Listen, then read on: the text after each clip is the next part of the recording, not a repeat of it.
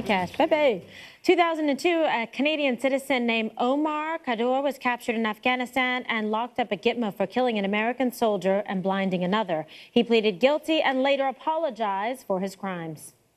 Well, I can just say that I'm sorry for the pain it might cause the families of the victims. There's nothing I can do about the past, but I hope that the future I can do something about the future.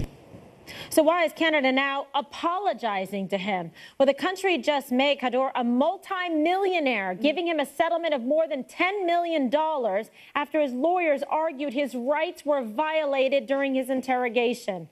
The lawyer for the widow of the medic he killed is instead trying to get the money transferred to her and to the other U.S. soldier that was injured. This is a story, Greg, that when you hear about it, you just almost cannot believe that it's real. Yeah, they claim that he said he was he made a guilty plea under duress. Well, aren't they all? That they always say they're under duress.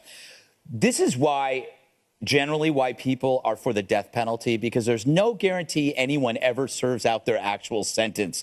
At least with the death penalty, you know it's final. There may be a possibility that the guy that gets a life sentence will get out and get $10 million because Canada didn't defend him well enough when he was going through the system. You know, more people would be against the death penalty if they actually trusted the sentences, if they knew they would be completed. I don't know what he's going to do to make up for... Make the world better. Yeah.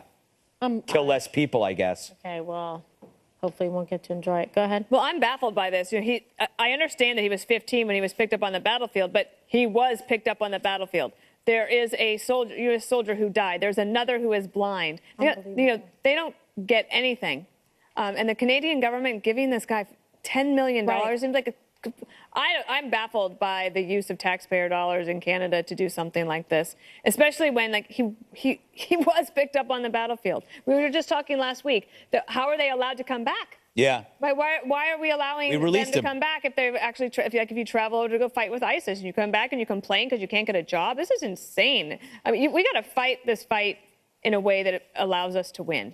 It's awful. You know, and his, father was, a known al-Qaeda terrorist. But nevertheless, Jesse, they said, okay, we got to give this guy all this money. He wins like the life lottery for embracing and loving jihad and killing people. I mean, there's something seriously wrong. You wonder why all these terror attacks are happening, across the world because of this permissiveness and this lack of regard for human life and like fighting on the wrong side. Yeah, you kill an American, you get $10 million. An illegal alien just sued the city of San Francisco last week and won $190,000. Right. ISIS fighters are returning to Sweden and they're getting free housing and food stamps. Yeah. Is this real life? I mean, the people in Canada, there's some people who are sleeping on the streets because they can't find work. Some people are waiting for expensive mammograms to get themselves checked out. And this ISIS killer or this Guantanamo killer is getting $10 million just because they kept him up late at night while they were asking him questions.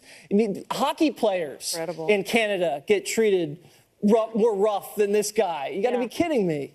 And by the way, just so you know, you're welcome because the United States military and our hospitals and medical care saved his life on the battlefield. Oh. And now they want to go ahead, let's just go ahead and give him all the money. In Canada, it's an extremely bad and reckless, I think, precedent.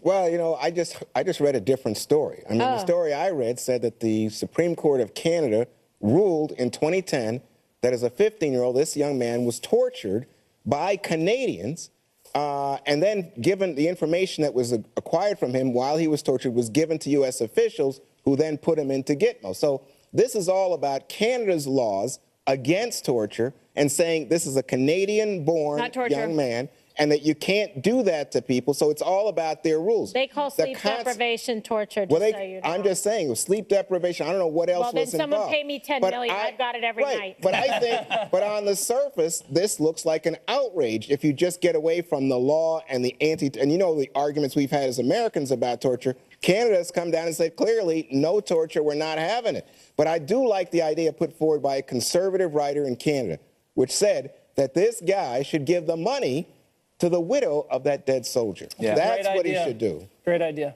All right, we can... Don't hold your breath. All right.